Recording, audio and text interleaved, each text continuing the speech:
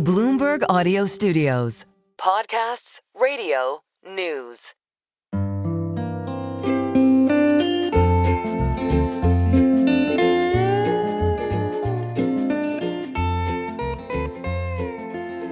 Hello and welcome to another episode of the Odd Thoughts podcast. I'm Tracy Alloway. And I'm Joe Weisenthal. Joe, you know what's weird? Tell me what's weird. There's a lot that's weird, actually. But we seem to be living in this extremely high-tech world where you can get a chatbot to write you an essay or create a video. I don't do that, by the way. Oh, sure. I write my own stuff. Mm-hmm. You could buy a robot dog to play with, all that stuff. And yet, we still seem to be struggling somewhat to provide cheap and affordable and abundant energy to power all these things. And in fact, because all this new technology guzzles so much energy, data centers use so much power, it feels like energy is becoming even more strategically important in many ways. It definitely feels like we're in an age of sort of people remembering the deep constraints that energy imposes, whether it's data center, all kinds of things. Energy is not a solved problem by any stretch. Although I would say that in my limited sort of reading of the history of energy, it's never a solved problem. I know. At the moment we find we're in a period of energy surplus, we quickly find something to do with that energy. And once again, we are in a period of constraint. But it does feel like we're in some sort of period of constraint right now. When Keynes was doing his whole abundance theory, did he mention energy at all? What did he say? Well, I'm just going to assume that Keynes promised us all abundant energy as well as everything else. And it's not here. So we're all upset. Okay. So even though we've had all these breakthroughs in alternative energy technologies, you know, things like solar and wind, we're still using more coal, more oil than ever. And in fact, there's sort of some old school energy behaviors going on with China stockpiling massive amounts of oil. Yeah. As you said, coal is booming, China stockpiling oil, electricity prices in the U.S. on the rise, maybe perhaps due to some of this AI data center demand. It feels like, I would say, pre-COVID at least, I don't know if people got a little bit naive or optimistic or Goldilocks, but there was this view, it's only a matter of time before energy is solved because we're going to have all this wind and solar. It's going to be cheap. It's going to be clean. We see all these cost curves coming down with like batteries and wind and so forth. It's only a matter of time before we don't need the dirty stuff. And right now, it doesn't feel like we're anywhere close to that. And I'm sort of curious what happened. Yeah, well, everyone talked about the energy transition, but so far, it's not really a transition. It's like a complement to existing sources. Anyway, we could keep talking, but why not go to our guest who is truly the perfect guest. We're going to be speaking with someone I wanted to speak with on the podcast for a very long time, Dan Yergin. He is, of course, the author of the Pulitzer Prize-winning The Prize, The Epic Quest for Oil, Money, and Power. He's also vice chairman of S&P Global, and he also has a new book out called The New Map, Energy, Climate, and the Clash of Nations. So a lot to talk about. Dan, thank you so much for coming on Odd Thoughts. It's great to be on with you all. So does it feel like energy insecurity is still with us in many forms? Yes, it goes through cycles. You know, you mentioned COVID. I think during COVID, demand went down, prices went down, and people kind of forgot about energy. And there was a sense in 2021, the International Energy Agency did this scenario about getting to basically a renewable world by 2050. But now we're in 2025, going into 26. Energy demand is going up, wind and solar, but also coal, oil, and natural gas. And the share of hydrocarbons in energy has gone from about 81% to about 80.5%, roughly. So it's going to take a while to get down to zero. Take a while. You know, you mentioned energy transition. I think it's time to do some rethinking about the energy transition. Well, good. That's what I was going to ask you about. So when people talk about the energy transition, this fantasy or, you know, maybe fantasy is a little bit sneering. Scenario of, okay, we're going to get to net zero, et cetera. Is this just a matter of the timeline has been pushed back, or is there a fundamental flaw with the premise? Well, I think certainly the timeline has been pushed back. The notion by 2050, the closer we get to 2050, the farther away it seems the goal of net zero by 2050 is there. And what Tracy said before, energy transition has been energy addition. And what happened? What happened is I think the reality came back in that we live in a world that rests on an energy foundation and that you just can't overnight take a $115 trillion world economy and change it from one thing to another. Are there any scenarios you could see where, I guess, new technologies like AI, the data centers that are getting built, encourage new players to come in and provide capital for energy? So, Google building their own gas plant. Well, exactly. Or whatever. What we have now is the tech world meeting the energy world. And these two worlds have very different cultures. Tech world, things happen pretty fast. Energy, and you're a software engineer, come out with new software. In the energy world, an engineer takes 7 years to build something. And these cultures have come together. And I think one of the reasons that we're seeing kind of this, call it the easy or simple notions of energy transition pushed out is what you've mentioned. It's going to take a lot more electricity. And some of that will come from wind and solar. But what's come back into the picture is natural gas as an electric generation. If you wanted to go out and buy a gas turbine today, you could get it delivered in 2030. If we go back to 2022, I was talking to one of the big companies in the field, and the guy said that year, all over the world, exactly one gas turbine was sold, and it wasn't one of ours. So he said our market share that year was 0. And now they're all sold out.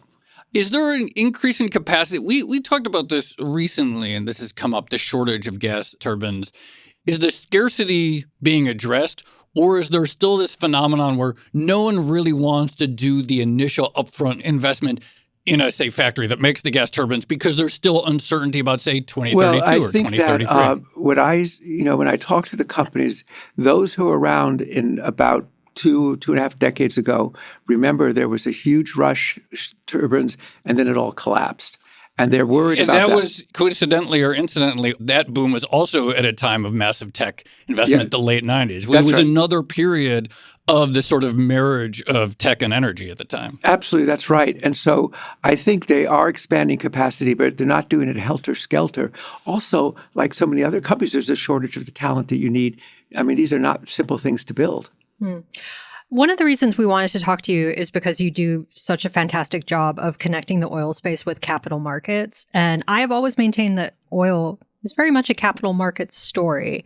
Can you talk about the difference between how capital is sourced for something like oil or gas versus clean energy, and whether attitudes towards the two have changed at all? Well, I mean, it was quite different with clean energy, and a lot of it, had tax credits and ability to sell tax credits and things like that. And a lot of the oil and gas development may be funded by financial institutions, but a lot of it is funded by the companies themselves. What is it like? We see these lines on charts that show the collapsing price of solar production or the collapsing price of wind production or the improvements in battery technology. All true. All true. And yet there is still so much public money that goes into these areas, and there's so many tax credits and subsidies, et cetera, to kind of accelerate them along.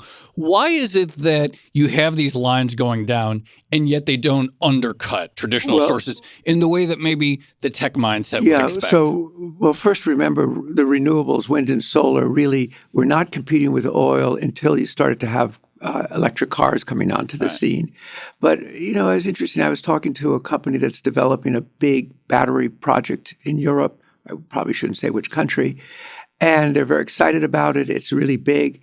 But he said, oh, by the way, they couldn't do it on their own. They had to go to the government and get incentives, subsidies, whatever, or a partnership with it. So the costs are still up there. And I think we're seeing a testing now for wind and solar. Everybody's rushing right now to get steel into the ground so they can get the tax credits, which will expire in not very long time. So the testing will be how competitive will they be? And I think we'll still see wind and solar, and particularly solar, being put in, but it won't be enough. And what the concern right now is about the reliability of the electric power system. And you see prognostications about this area that stretches from Illinois, as far as New Jersey, that by the end of this decade, which is not so far away now, we'll be looking at very tight markets with really great pressure on it. And I'll tell you, the kind of regulators, the people looking at it, are starting to get pretty alarmed. And that's why you see a lot of discussion and focus on, can we get permitting reform so you can actually get something built? Can you what is the source of alarm? Is it about the generation of electrons, or is it about the transmission and with the grid capacity to balance and take in all these things? Well, it's both. And certainly the transmission is a very key part of it. But what we have been doing has been retiring coal plants. We thought we weren't going to have any more gas and electric generation, but that's coming back. And now you see a kind of slowdown in closing these coal plants. And also we see an election coming up in New Jersey where electricity prices are an issue. Mm-hmm. And suddenly this whole issue, I was looking at our numbers, and electricity prices have been going up at twice the rate of inflation in the United States. Why can't clean energy seem to exist without subsidies, given that electricity prices are going up and we all agree that energy is strategically important? Why can't it, fund itself? Well, it has to, ultimately it has to be that. But, obviously there's a lot of debate about what happened in this big, beautiful bill where they, basically are cutting back and then eliminating the subsidies. And at least this administration says, well, wait, these were put in 32 years ago for infant industries, and now the prices come down. Why are we doing it? So I think these industries are going to have to stand on their own right now. Would they be economical in their current form? I think, it depends on the circumstances and where they're built and whether they have access to transmission. Because, of course, you can have solar, but then you need it connected to the grid, and grid connection becomes a very important issue. That's the expensive thing. That's why with my solar panels on my farm, I mooch off of the entire Connecticut system grid. How is your solar panels working? They're fantastic. Our energy bills are like maybe $20 a month. Sometimes we get paid. So you put electricity back in the system. Mm-hmm. You didn't get any tax credits or... Well, the house had it when we bought it. Oh. But I'm just very happy with the low electricity bill and not having to shoulder the costs of the grid. Yeah, and somebody else will take care of it. That's right. Yeah. Somebody else's problem.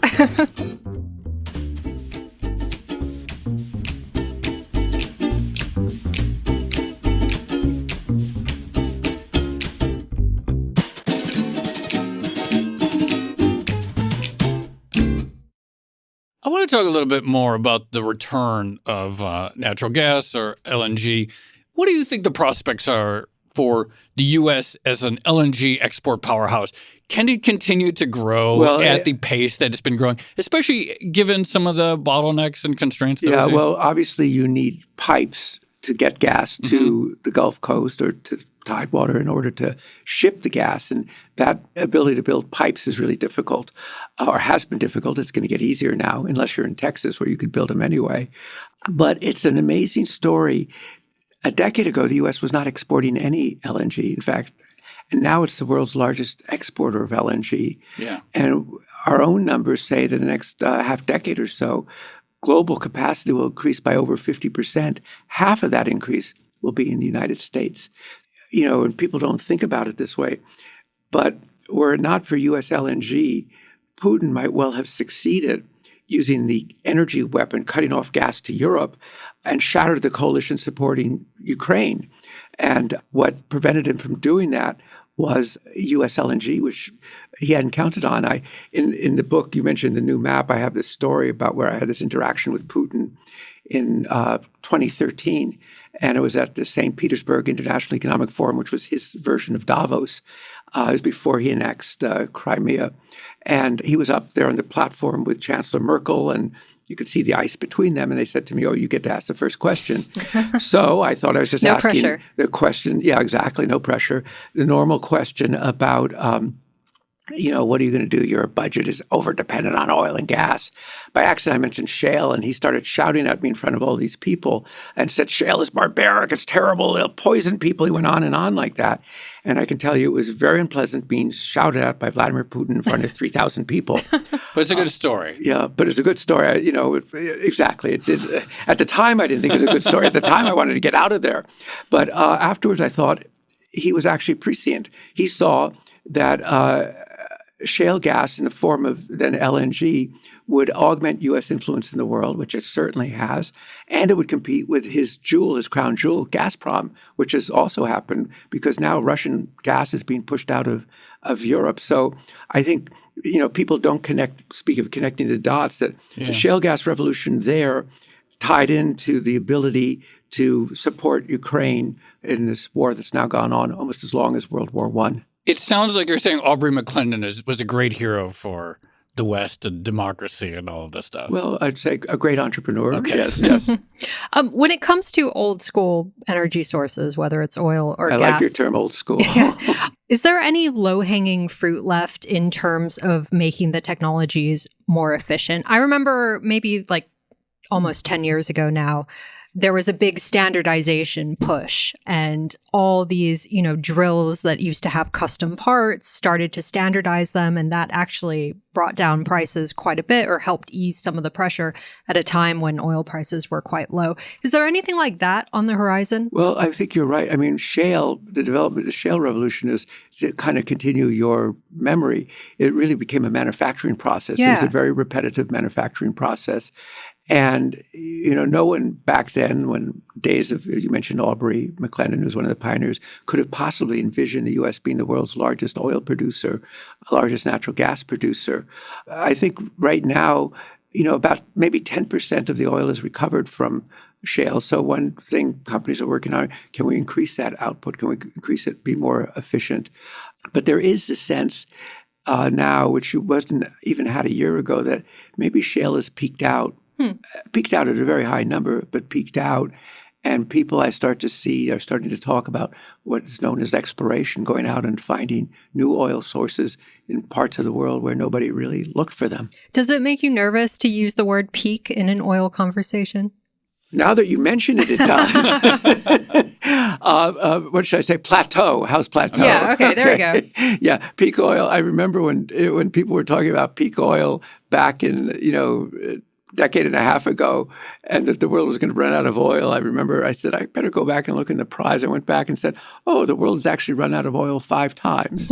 And every time it's what you pointed before, it's new technologies and new geographies that change the game. Well, tell us a little bit more about some of those times where, so I guess probably the 70s. When else have there been right at the fears end of peak oil running out? World War I turned out to be a war that really sort of elevated oil because it started with people on horses and cavalry. It ended up with tanks and airplanes and trucks and all of that. And there was this great fear after World War I that the U.S. had, 9 years worth supply left. And so what happened is the American companies started to go out, and they went out to the Middle East and, of course, found lots of oil. So that was a period. Then after World War II, there was that concern because oil had been so important. There had been an oil war within the larger war. And then, of course, the 70s. But it had even happened in the 19th century that, people start ringing the bell saying, it's all over, and technology keeps expanding the frontier. So speaking of oil supplies and stockpiles, one of the big stories in energy markets has been China buying enormous amounts of oil and stockpiling them for reasons that we don't know for certain. How important has that dynamic been to, a fairly resilient oil price? Crude has come down a little bit, but it's still, around $60 a barrel, I think.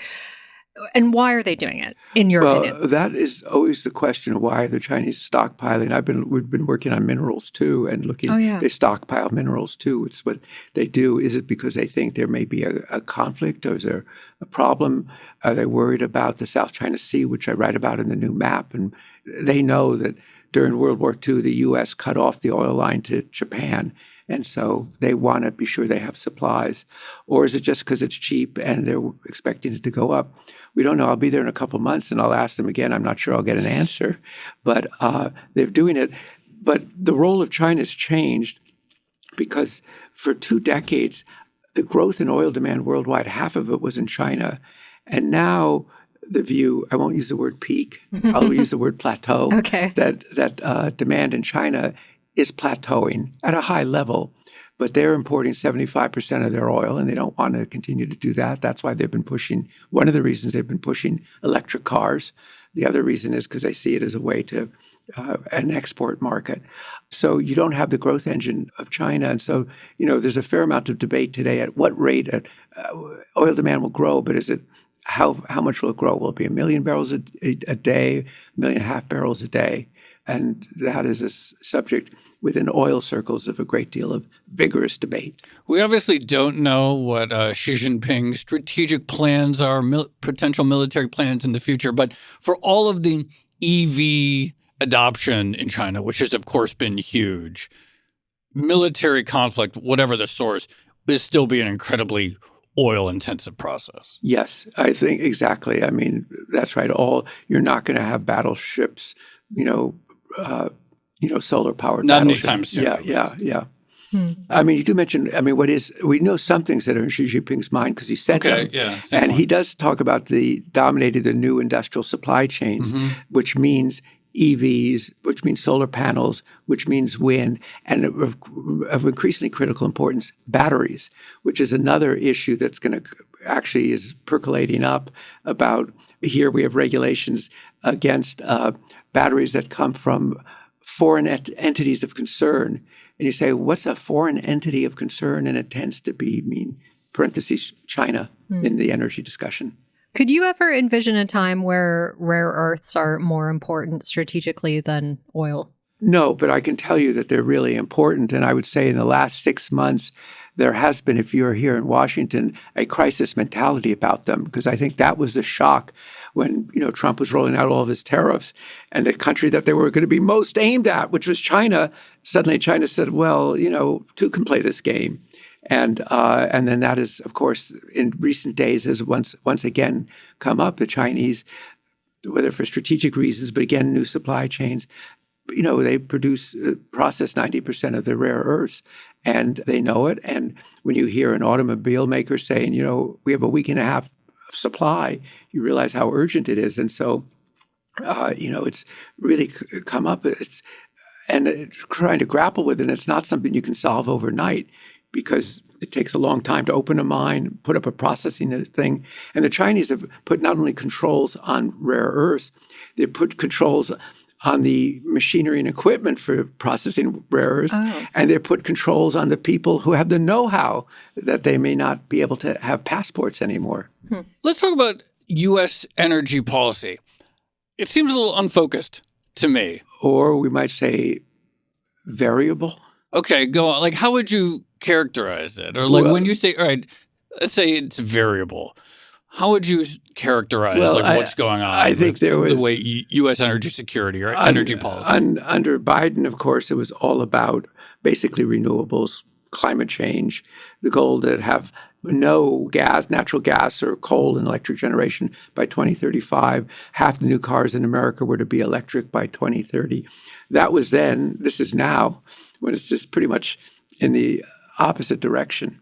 Can the U.S., I think Trump would like powerful, dominant U.S. energy industry. He uses that word. Yeah.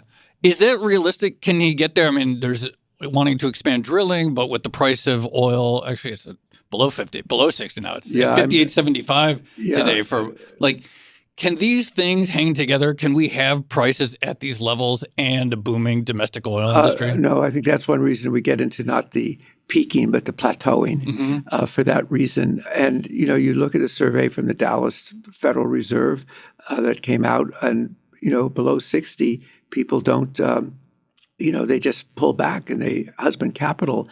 And, it certainly seemed that it was possible that we would see oil prices below 60 in the latter part of the year, and it's come earlier than people might have expected, and very much affected by the trade war between the U.S. and China, among other things.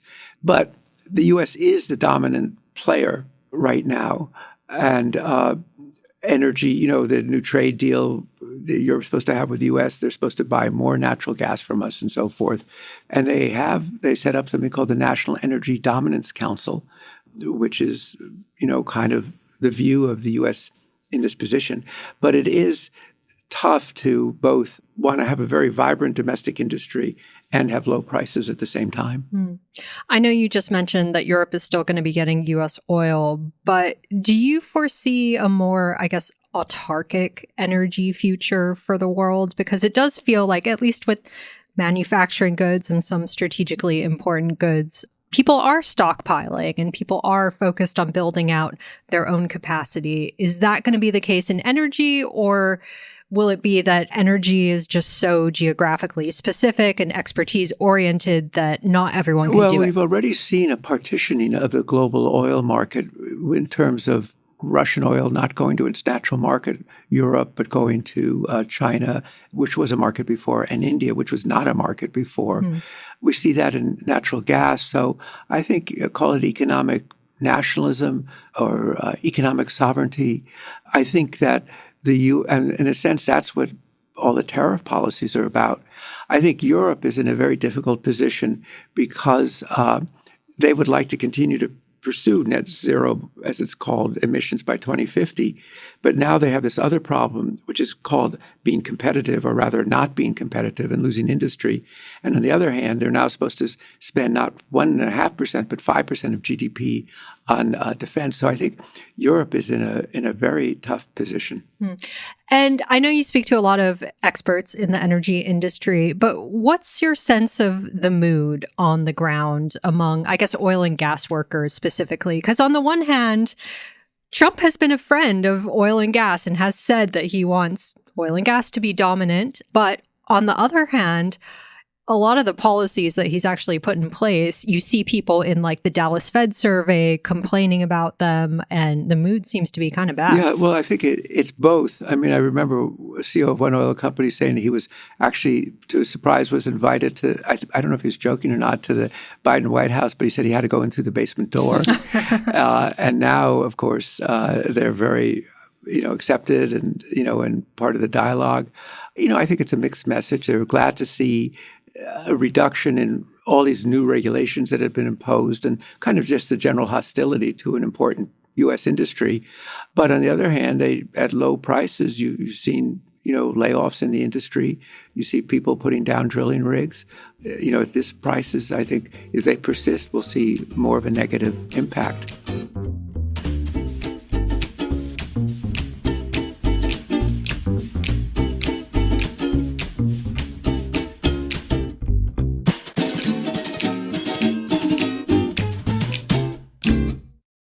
So the U.S. is producing massive amounts of oil and gas. How does this sort of change the geography or the energy industry? Well, it really has changed it dramatically. It was really brought home in 2019 when the Iranians attacked the most important infrastructure in the entire world oil industry in Saudi Arabia, and the price went up for a day or two and then went down. And I think that's because of the existence of shale, and just that it kept growing and growing, and it gave a sense of security that wasn't there before. I totally forgot about that, but I think I was actually in the Middle East when that happened. Does OPEC matter anymore? Yes. Well, it's really OPEC Plus that matters right now. And they took a lot of oil off the market, basically giving market share to the U.S. They're now begun the process of taking back their market share, and that's partly what's reflected in price.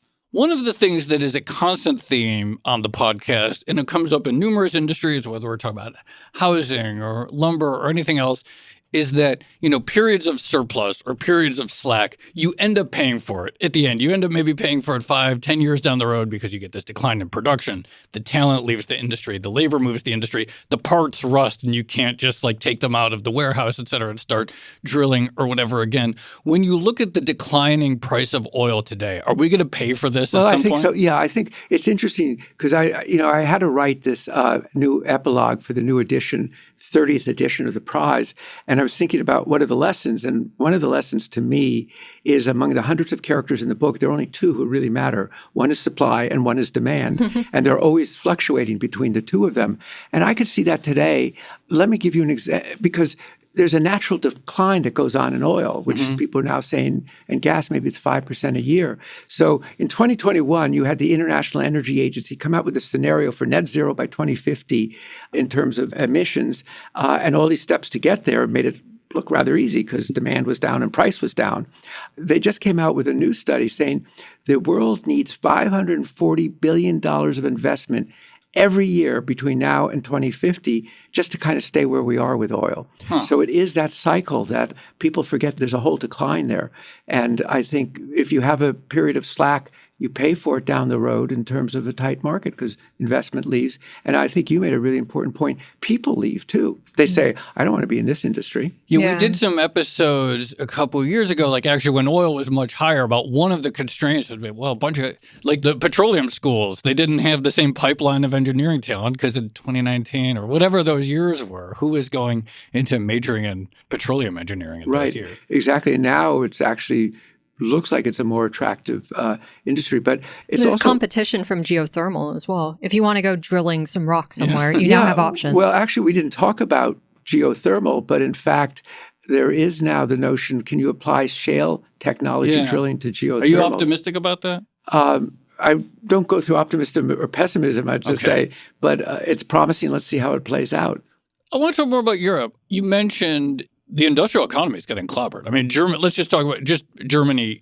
Maybe they were able to substitute LNG imported from the U.S. from some of its Russian sources, but the price is up. And industrial production in Germany has been terrible. Do you think at some point European leaders will sort of cry uncle or cave on the net zero ambition? Because it feels like the politics of that have been running on fumes for a few years now. It's interesting because, of course, it's so entrenched that it's hard for them. Yeah. I mean, you could say, okay, we're for net zero, but maybe not by 2050. But Europe continues to, it's not just energy costs. It's this incredible weight and burden of regulations that are designed without any connection to the markets. I was talking to one company on Sunday, and they said they just closed one plant in Europe. They had another one that was 80% built that they've decided not to go ahead with. Talking to another company that's also closing. I mean, they impose these policies with no connection to the marketplace or to technology, saying 70% of jet fuel has to be so-called sustainable aviation fuel. Well, it's less than 1% now. And so it's just if you say it, it's going to happen. So I think maybe in Germany, we're starting to see some of that easing up.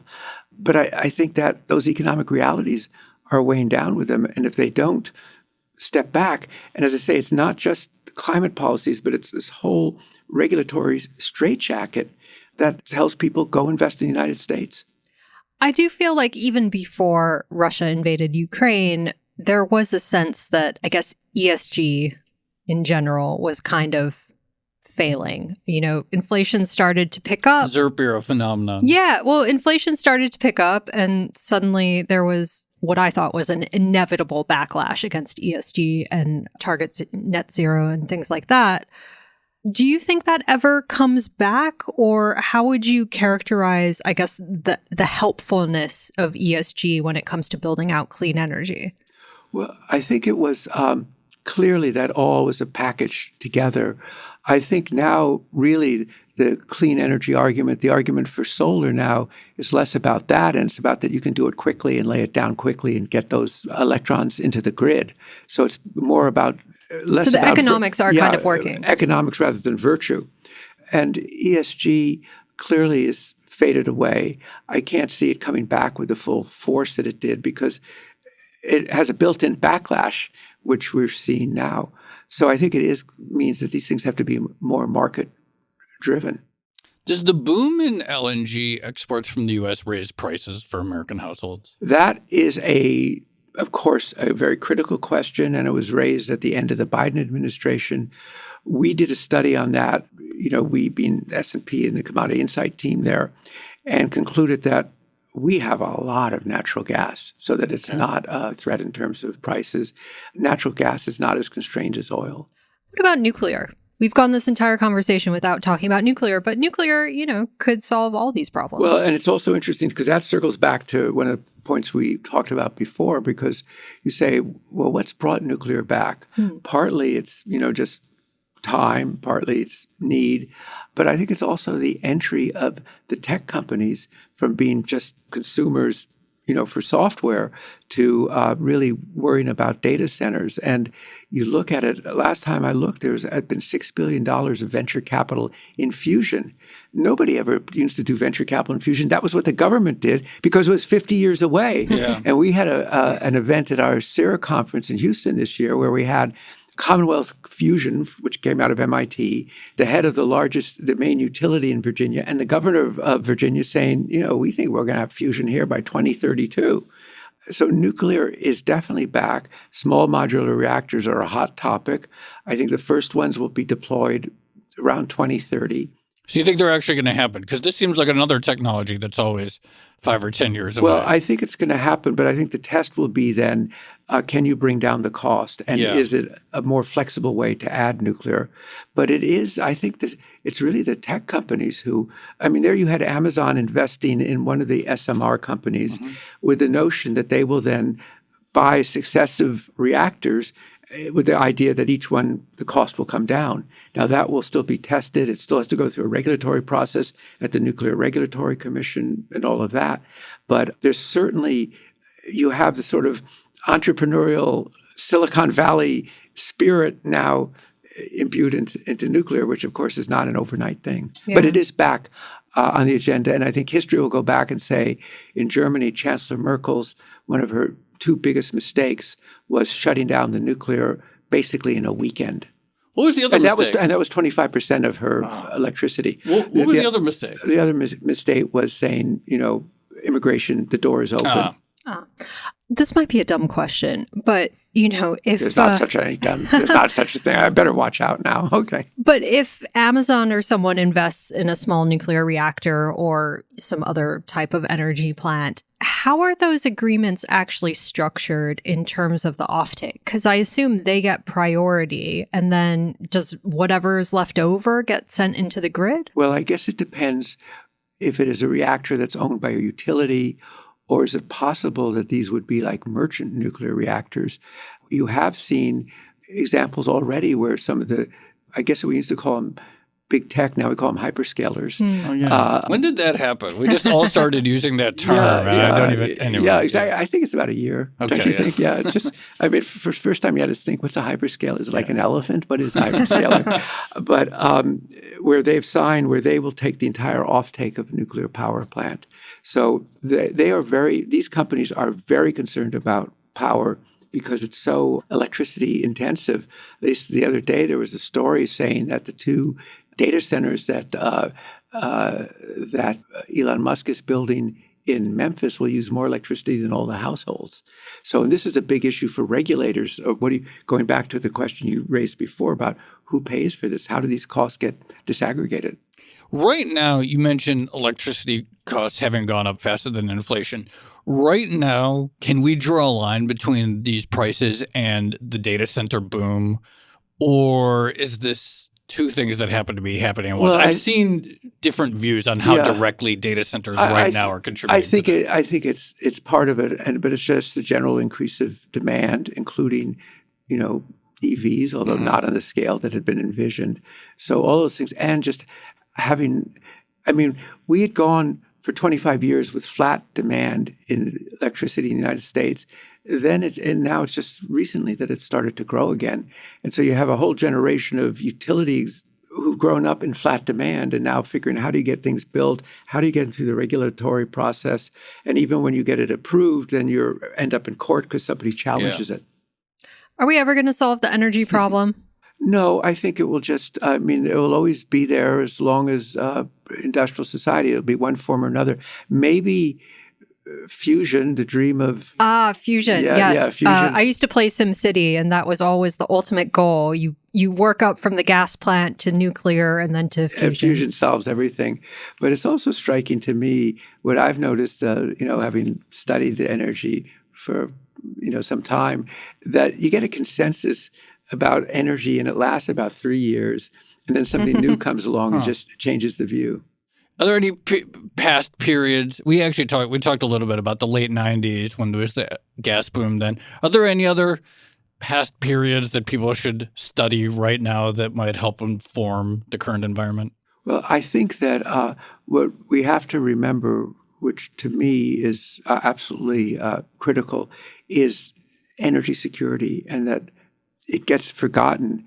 And for me, I have this story in the prize about Winston Churchill converting the Royal Navy from coal to oil before the First World War, which to me that is what made oil a strategic commodity. That transition. Why did he do that? He did it because he gained speed, flexibility. You didn't need to have all these guys shoveling coal on board, and you gained 30% extra cargo space.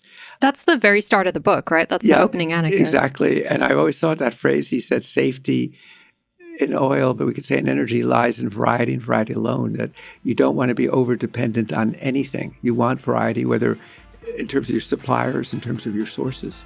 Are we ever going to bring whale oil back? I said there's not a single energy source that has not increased. Even wood has increased. The only one that hasn't increased is whale oil. All right, Joe can dream, I guess. Dan Yergin, author of I'm pretty sure, the best book on the oil market ever. Thank you so much for coming on Odd Lots. Thank you. It's great.